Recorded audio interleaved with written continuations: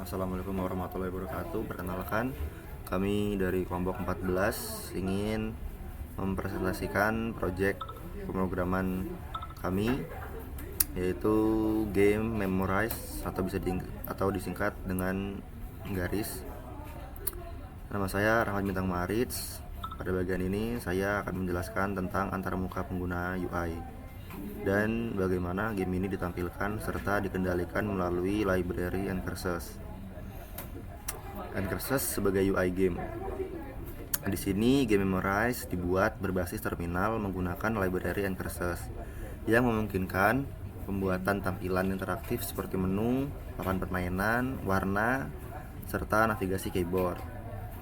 Semua inisialisasi tampilan dilakukan di fungsi init game, seperti pengaturan input keyboard, warna, serta mode tampilan tanpa echo. Kemudian kita membuat menu utama yang terdiri dari 3 pilihan, yaitu yang pertama ada main game, yang kedua ada tampilan high score, yang ketiga keluar dari game tersebut. Tampilan ini menggunakan fungsi show menu dan sepenuhnya dikendalikan menggunakan keyboard. Kemudian kita juga membuat tampilan level dan juga informasinya. Saat kita memilih level, pemain akan disuguhkan informasi ukuran papan, jumlah kartu, serta batas waktu masing-masing level tergantung level yang kita pilih. Semua informasi ini ditampilkan secara terstruktur di layar menggunakan fungsi-fungsi Ncurses seperti MV Printway dan Box. Kemudian tampilan papan permainan, yaitu tampilan saat kita memasuki in-game-nya. Di dalam in-game itu papan kartu ditampilkan dalam bentuk grid atau dalam bentuk kotak gitu. Kartu itu tertutup ditampilkan sebagai array tanda tanya, di mana kita tidak tahu ada angka berapa atau nilai berapa di balik kartu tersebut. Sedangkan jika kartu sudah terbuka, maka kartu akan menampilkan angka. Kursor pemain ditandai dengan efek reverse highlight sehingga posisi aktif mudah dikenali. Jadi kalau kita geser kotaknya saat kita milih itu tuh dia ada tampilan kayak nyala gitu. Jadi kita gampang untuk kenalin kita ada di kotak keberapa, baris keberapa gitu. Kemudian ada tampilan high score juga, dimana UI high score ini tuh kayak nampilin skor terbaik berdasarkan level. Kan levelnya ada macam-macam tuh. Jadi misalnya kita main di level easy, maka high score kita akan ada di level easy. Kemudian jika kita di level sedang, maka akan di level sedang. Kayak dipisah gitulah istilahnya. Nah, pemain juga dapat milih levelnya itu pakai tombol angka 1 sampai 3. Jadi kita membuat antarmuka kayak gini itu biar penggunanya tetap nyaman walaupun game berjalan di terminal. Jadi kayak kita waktu ngejalanin atau waktu kita mainin gamenya itu kita enak lah gitu untuk sistemnya gitu. Jadi kita kayak mainnya kayak nggak bingung gitu. Demikian penjelasan dari saya terkait antarmuka dan UI gamenya. Terima kasih. Halo, saya Mayang Sari dengan NPM 2517051024. Jadi di sini saya bertanggung jawab untuk meningkatkan pengalaman pengguna atau user experience dengan membuat kode animasi dan transisi visual. Yang pertama itu ada splash screen and loading. Jadi saat pertama kali kode dijalankan atau di run, pemain itu bakal ngelihat tampilan terminalnya itu menunjukkan animasi teks Memorize game dan efek loading. Jadi efek loadingnya itu teks loading yang kedip-kedip atau kelap-kelip gitu. Nah, animasi ini tuh dibuat menggunakan fungsi show splash screen. Selanjutnya ada animasi mulai game. Jadi saat pemain ingin memulai game, di situ kan memilih level dulu. Jadi ada 3 level mudah, sedang, dan sulit. Nah, saat sudah memilih level, itu tuh bakal muncul animasi start level. Terus ada hitungan mundur 3, 2, 1 lalu go. Nah, animasi itu tadi itu diatur dalam fungsi show start game animation. Selanjutnya ada pick cards atau menghafal kartu. Jadi ada sesi di mana pemain itu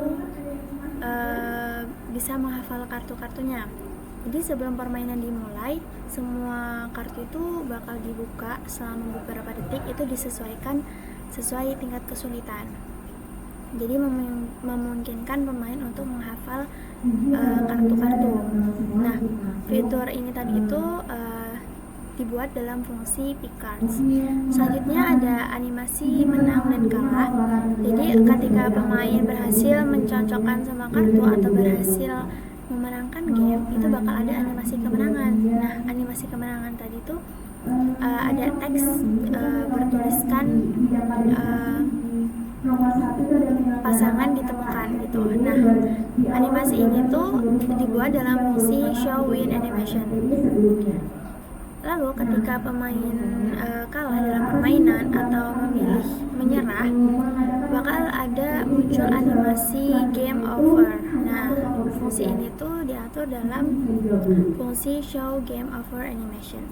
Selanjutnya, yang terakhir itu ada animasi saat keluar game. Jadi ketika pemain ingin keluar dari game atau ingin menutup terminal, nggak ingin keluar dari game dan memilih opsi keluar, itu bakal muncul animasi intinya terima kasih telah bermain gitu. Nah, fungsi tadi itu tuh dibuat di fungsi yang bernama show exit animation. Sekian penjelasan tentang animasi game dalam kode kami. Halo, sebelumnya izin memperkenalkan diri. Nama saya Muhammad Panduangsa, NPM 251705114. Di sini saya bertanggung jawab pada inti sistem permainan, yaitu seluruh logika game supaya game itu dapat berjalan dari awal hingga akhir. Pertama-tama itu ada penyiapan dan pengacakan kartu. Jadi saat permainan ini dimulai, kartu itu dibuat dalam pasangan angka yang sama, kemudian diacak menggunakan fungsi random agar posisi kartu selalu berbeda setiap permainan. Jadi walaupun udah ganti game, dia kartunya gak bakal sama lagi kayak sebelumnya. Jumlah kartunya juga disesuaikan dengan level yang dipilih. Kemudian ada mekanisme pemilihan kartu. Jadi untuk milih kartu yang mau dibuka, pemain itu gunain ngegerakin arrow up, left, right, and down. Dan buat ngebuka kartunya, pemain itu pakai tombol enter atau spasi. Jadi kalau udah milih gamenya, misalnya di arrow kanan, nanti tinggal pencet tombol spasi atau enter, kartunya bakal kebuka. Dan dalam satu langkah itu, pemain itu cuma boleh buka 2 kartu. Kemudian ada sistem pencocokan. Kalau kartu itu nilainya sama, pas sudah dibuka itu dia dianggap cocok, jadi kartunya tetap terbuka. Misal 6 ketemu 6, jadi dia tetap kebuka di situ. Tapi kalau nilainya beda, dia bakal tutup kembali setelah jeda yang singkat lah. Kemudian ada sistem langkah dan sistem skor. Setiap percobaan ngebuka 2 kartu itu dihitung sebagai 1 langkah. Dan skor pemain itu dihitung dari total langkah yang dipakai buat nyelesain permainan. Jadi semakin sedikit langkah yang dilakuin pemain, semakin bagus juga skornya. Hitungannya kayak gitu. Kemudian ada sistem waktu dan kondisi kalau pemain itu kalah. Jadi setiap level itu ada batas waktunya. Kalau waktunya habis tapi semua pasangannya itu belum ditemuin, jadi pemainnya dinyatakan kalah gitu. Pemain juga bisa nyerah kalau ngerasa permainan itu kayak terlalu sulit gitu. Pemain itu bisa nyerah dengan menekan tombol Q. Nah, terakhir itu ada kondisi menang dan penyimpanan skor. Kalau semua pasangan itu berhasil dicocokkan sebelum waktu habis, pemain itu baru dinyatakan menang. Dan setelah menang itu pemain diminta masukin nama, dan skor nama itu digunakan untuk nyimpan skor yang akan disimpan ke sistem high score gitu. Jadi seluruh logika gamenya kayak gitu. Sekian penjelasan dari saya ucapkan terima kasih. Dan di sini saya juga akan ngejelasin tentang kelebihan dan kekurangan kode atau game yang kami udah buat. Yang pertama itu struktur programnya itu udah lumayan rapi, dimana programnya itu dibagi ke dalam banyak fungsi. Contohnya tuh kayak show menu, play game, show high score, dan show animation, dan lain-lain. Jadi kode yang kita orang buat ini lebih mudah dibaca, dipahami, sama dikembangin. Dan setiap fungsinya itu cuman punya satu tujuan gitu loh, jadi cuman punya satu tanggung jawab.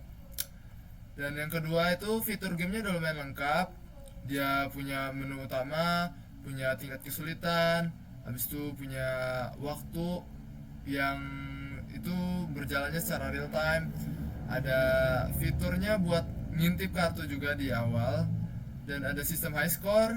Selain itu juga warna, animasi, sama efek visual yang ada di kode kita orang ini juga menarik. Kemudian ada opsi menyerah dan keluar dengan animasi. Kemudian ada pemanfaatan end curses, yang mana kami tuh pakai ini screen, no echo, dan keypad. Dan kami juga pakai navigasinya keyboard dan timeout untuk input yang non-blocking. Tampilan gamenya jadi lebih interaktif sama responsif, jadi nggak cuma teks-teks doang gitu. Kemudian yang keempat ada konsep game logiknya itu udah lumayan tepat, dimana algoritmanya itu sesuai sama yang kita orang harapin, dimana dua kartu dibuka, dicek cocokannya, kalau sama dia kebuka, kalau enggak ya bakal nutup lagi gitu loh. Terus tuh ada perhitungan langkah yang logis sama konsisten. Selain itu juga yang kelima itu dia bisa nyimpen data. Dia high score, ada sistem high score disimpan ke dalam file high score gitu. Datanya bisa dicek lagi kalau programnya udah dijalankan kembali, jadi dia udah disimpan gitu. Tapi dari beberapa kelebihan tadi juga tetap ada kekurangannya dari kode kita orang ini. Pertama itu belum pakai OOP secara maksimal, gamenya itu masih bersifat prosedural gitulah. Kemudian ada masih random, dia pakai rand dan strand, jadi kurang aman sama kurang acak buat standar sekarang, padahal bisa pakai shuffle gitu. Kemudian ada validasi input pemain masih terbatas. Nama pemainnya itu nggak ada batasannya gitu, bisa pakai karakter khusus ataupun apa aja gitu lah namanya, bisa yang selagi ada di keyboard kita gitu loh. Kemudian yang terakhir itu ada dia skalanya itu terbatas, jadi koordinat yang ada di terminalnya itu tetap gitu. Jadi kalau terminalnya kecil atau ukuran layarnya beda itu bisa berantakan malahan kode yang kita orang udah buat outputnya. Jadi dari game yang kita orang buat itu, dari yang kita orang temuin itu aja sih kelebihan sama kekurangan yang bisa kita orang temukan. Sekian, terima kasih. Di sini saya akan langsung melakukan demo gamenya. Saya akan langsung melakukan demo gamenya. Sini mulai muncul animasi untuk memulai gamenya. Sini ada 3 menu. Yang pertama itu ada mode main game. Pilihan kedua itu lihat high score. Pilihan ketiga itu ada keluar. Di sini judul game itu game memorize atau bisa disingkat garis gitu. Sini ada di pilihan main, ada 3 level yang bisa kalian pilih. Yang pertama ada level mudah. Di level mudah itu ada 6 pasang kartu. dan waktunya adalah 1 menit. Di level sedang ada 10 pasang kartu dan waktu pengerjaannya ada 2 menit. Di level sulit ada 15 pasang kartu dan untuk waktunya itu 3 menit. Sini kita bisa langsung kembali ke menu utama. Kita bisa lihat di menu kedua ada menu lihat high score. Sini ada beberapa data yang sudah tersimpan. Itu data yang sudah saya coba untuk mencoba game ini. Kita pilih 2 untuk level sedang dan 3 untuk level sulit. Dan kita pencet X untuk kembali ke menu utama. Kita akan mencoba memainkan gamenya di mode mudah. Saat level mudah, animasinya muncul. Go. Di sini kita diberi waktu untuk mengingat posisi kartunya sebelum memulai permainan.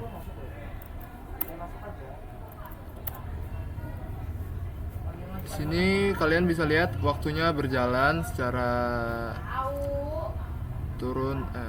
secara langsung gitu. Di sini juga ada pilihan untuk menyerah kalau kalian mau menyerah.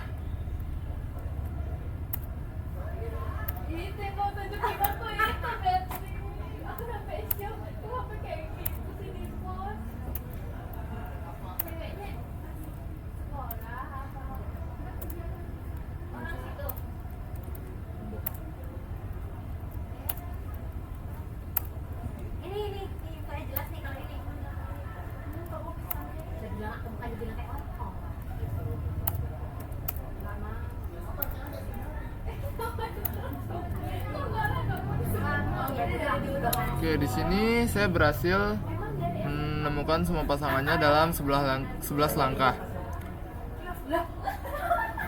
Yang muncul di layar adalah pasangan ditemukan.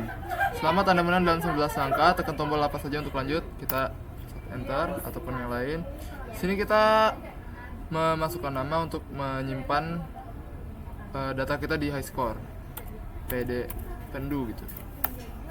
Oke, kita tekan tombol apa saja ke menu. Kita lihat di sini, lihat high score.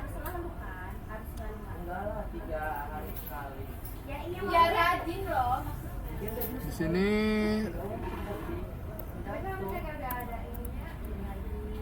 lihat datanya tersave di sini.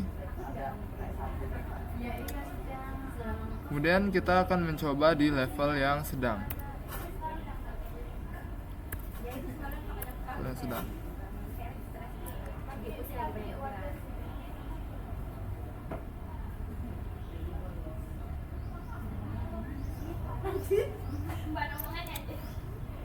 Kita coba untuk mengerjakannya selama setengah menit saja.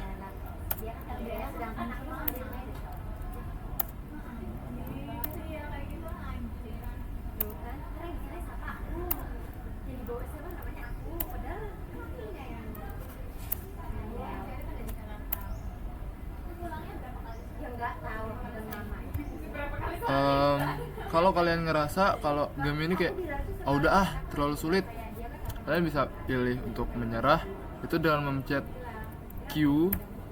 Sini muncul tulisan game over. Anda menyerah, kembali ke menu apa saja, tekan tombol apa saja untuk kembali.